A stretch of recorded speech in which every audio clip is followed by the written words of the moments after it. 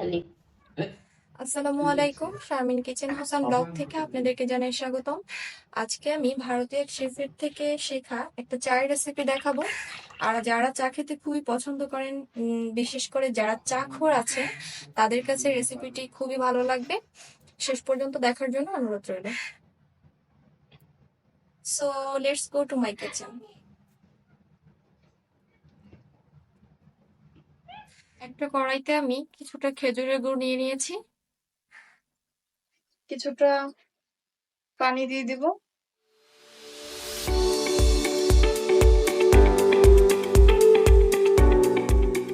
এভাবে করে অনবরত নাড়তে হবে।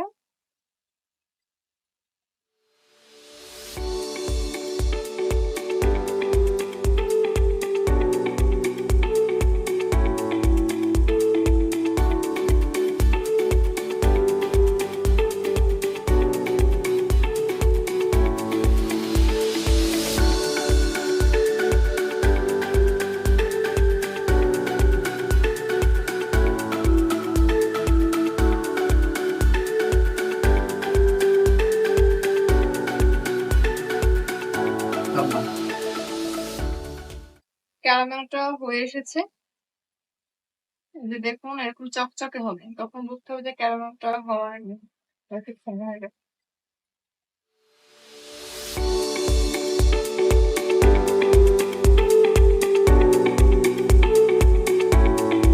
এই পর্যায়ে চুলার তাপটা একদম কম রাখতে হবে, লোতে রাখতে হবে, কারণ যদি গুড়টা পুড়ে যায় তাহলে চাটা তিতে হয়ে যাবে।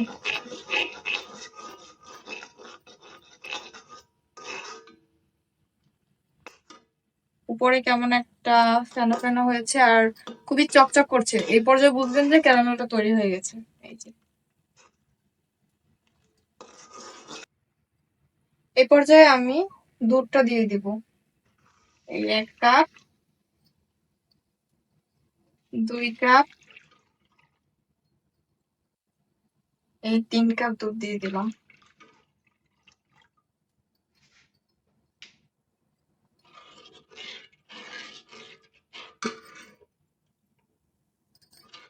এ পর্যায়ে অনবরত নাড়তে হবে, খেয়াল রাখতে হবে যাতে সর না পড়ে। সর পড়লে কিন্তু চাটা ভালো লাগবে না, দানা দানা হবে, কালারটা ভালো হবে না।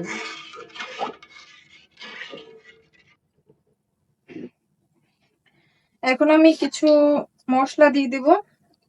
এই যে দেখুন কিছু মশলা অ্যাড করব। এই যে আমি 3টা তেজপাতা নিয়েছি, 3টা তেজপাতা দিয়ে দিব। আর এই যে এরকম মিডিয়াম সাইজের 3টা দারচিনি নিয়েছি, এই দারচিনিটা দিয়ে দিব। আর হচ্ছে 5টা আমি এলাচি নিয়েছি। আর 6-7টার মতো লবঙ্গ নিয়েছি, এটা দিয়ে দিই।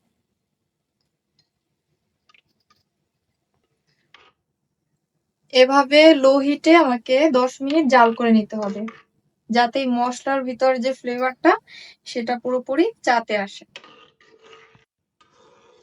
চায় বলক এসেছে, 10 মিনিট জাল করে নিব।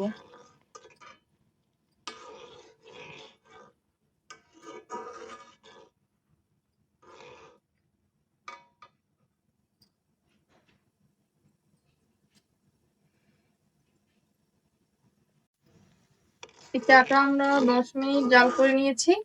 এবারে আমরা চা পাতা দিয়ে দিব।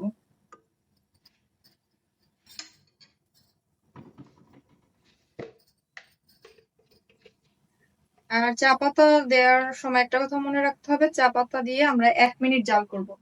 এর বেশি জাল করব না, এতে চা পাতার যে কাঁচা ঘ্রাণটা সেটা আর থাকবে না, এতে চায়ের যে স্বাদটা কমে যাবে। এজন্য আমরা 1 মিনিটের বেশি জাল করব না। আমি 1 চামচ, 2 চামচ, 3 চামচ, 4 চামচ চা পাতা দিয়ে দিলাম।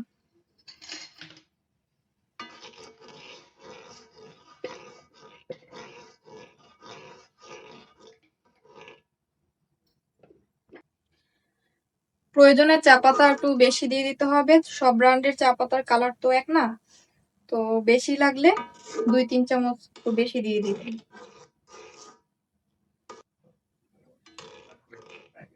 আমার চাটা তৈরি হয়ে গেছে, আমি 1 মিনিট জাল করে নিয়েছি।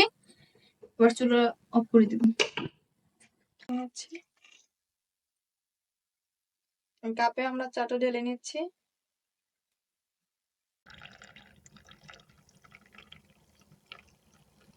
খালি কি দেখছে অপমান করছে বলি